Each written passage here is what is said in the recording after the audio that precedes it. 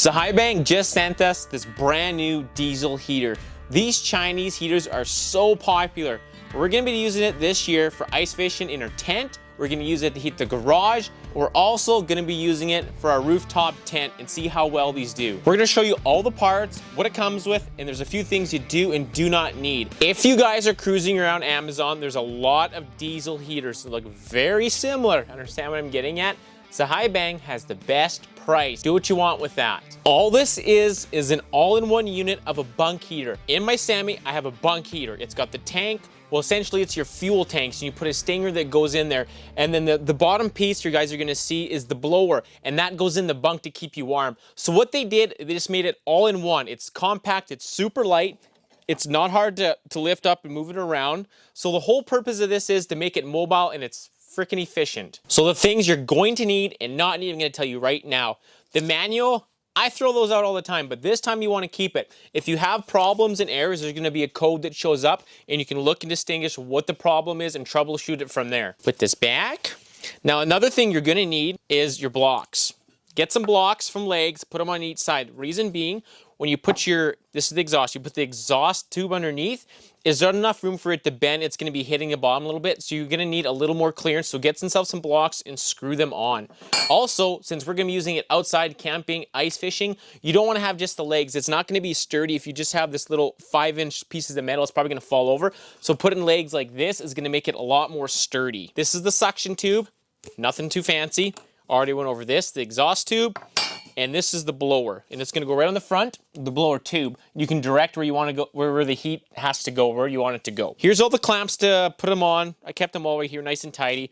And this is gonna be your intake for the air to keep it clean. It's got a little filter in here, it looks like, and all your zip ties that you may or may not need. Now, there's a few other screws and bolts. They're just brackets for holding up lines. I'm not using those how I'm gonna use it, so I threw those out already. Don't need them, but if you're gonna be putting it stationary, you might wanna use the brackets. Exhaust, absolutely not. We want this thing loud. Another thing you're gonna need is a 12-volt battery. This is my lithium one. It's an 80 amp hour, so it's gonna last for freaking weeks. I don't know, a long freaking time. Oopsies. Almost forgot, it does come with a remote, so that's pretty cool. Looks like there's tabs on the side. I have already had this apart. It's no different from any other heater that I've used in the past. There's 4 clips, just like that, and you will have to take the lid off too, kind of holds it on, and you pull it up.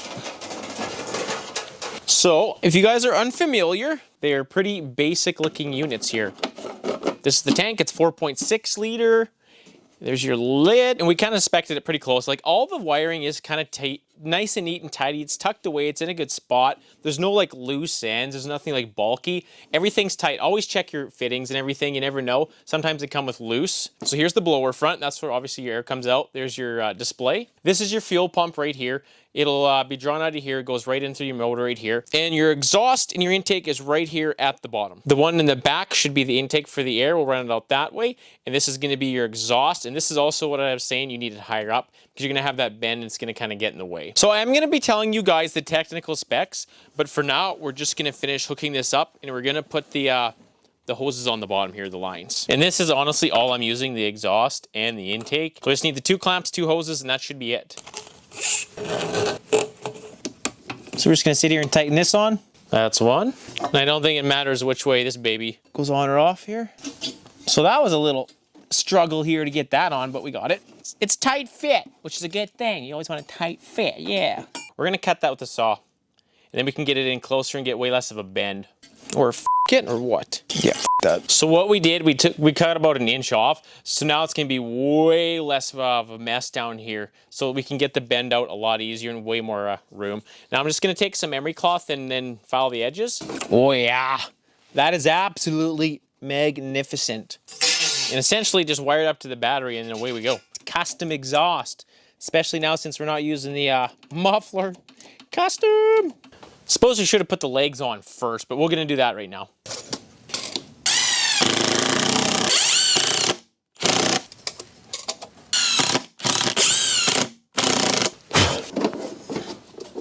Oh yeah, now we're styling. All right, so we got the legs, everything's good, and this thing kind of bends down a little bit, so we're just putting our old anchor here just because I don't want the wood on the hot exhaust because these do get pretty hot. We got the battery hooked up, and we will talk about the consumption too. We got notes. Now, if this is anything like my old one, you literally hit play. All right, I'm freaking pumped. This is gonna be the funnest part. We do got the heat gun too. We're gonna stab it in here and see what the heat is actually coming out so everybody knows for the best view. Now, it's probably just a regular warm-up procedure. Once you hit it, it'll cycle until it blows. Nice. And she should kick in when it gets warmed up. You can see that's pretty cool. The LCD display is pretty neat.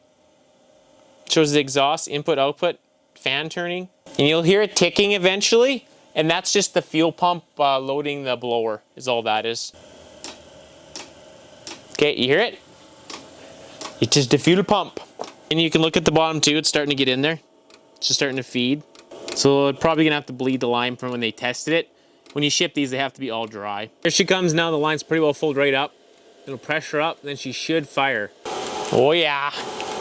She's spooling. I can hear the heater now with the exchanger. Oh, I got a little smoke come out of the exhaust. That's all right. And usually they burn very clean too. Okay, now we got heat there. It's a good thing. It'll smoke a little bit the first time too. You have to realize that. There she goes. She's just starting to take off now. And don't be surprised. It may take a couple tries. You may have to turn it on and off. This is just from past experience with these. It needs to bleed the lines. It won't have enough, and there's an auto shut off. So just you may have to do that once or twice, but it should go. But you can hear it firing now. And you always should continue to hear the fuel pump as well. Now you can hear it, and the line is fully bled out. One little more bubble there. I'm gonna open the garage door. Awesome. And the thing about these, opposed to like your propane heater, this is a drier heat too. So it's gonna be like less moisture, everything. And now it's starting to warm up. You can tell the bars from blue to green, it'll get yellow, then red. That'll be the max heat and flow. So we're halfway there. Oh man, that is hot. These do get hot. All the ones that I've used in the past, they blow nice. Looks like I got one more bar, so it's almost at max heat now. Love it. And there's your connection then for the remote, which we're not using right now though. Yeah, let's go. So now we're at max heat. All full bars. It blows very nice. That's hot. You don't want to hold your hand there very well.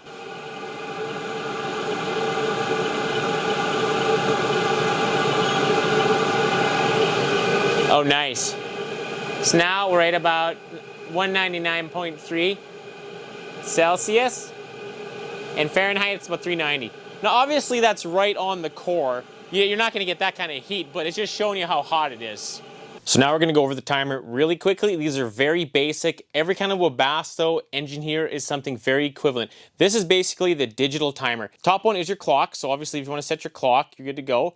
The second one here is going to be your timer. Now, once your clock's set accordingly, this is where you're going to set your timer. So if you have an ice shack or anything, a garage, you can start it, set a time to start it in the morning. So when you get in the garage, your ice shack or anything, it's going to be hot. So having the timer is actually very nice to have. And the last one down here is lock mode. So I assume that's just so if you touch something on the screen, or I'm not sure about that, so don't quote me on that. There's not much for instructions when you get this, but either there's a screen lock or password lock, I don't know. Moving on to fuel consumption, this is what everybody's gonna wanna know and how much money you're gonna be saving with these.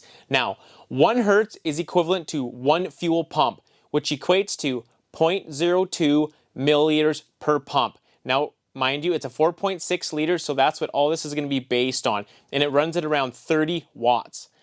Now, if we go to the top setting, it's 5.4 hertz. Now, the information we found at running at 5.4 hertz is going to be roughly 0.4 liters an hour, and that's going to be 10 hours at max setting, so that's pretty darn good. Now, if we go to the lowest setting, and you have a lot of settings in between here, so you can go kind of crazy with that. So 1.7 is going to be your lowest setting, and that's going to be running at about 0.1 liters an hour, and that's going to last you around 40 hours. So this is insane. You can run this thing, if it's an insulated garage for 40 hours, it's going to cost you like $6. This is amazing.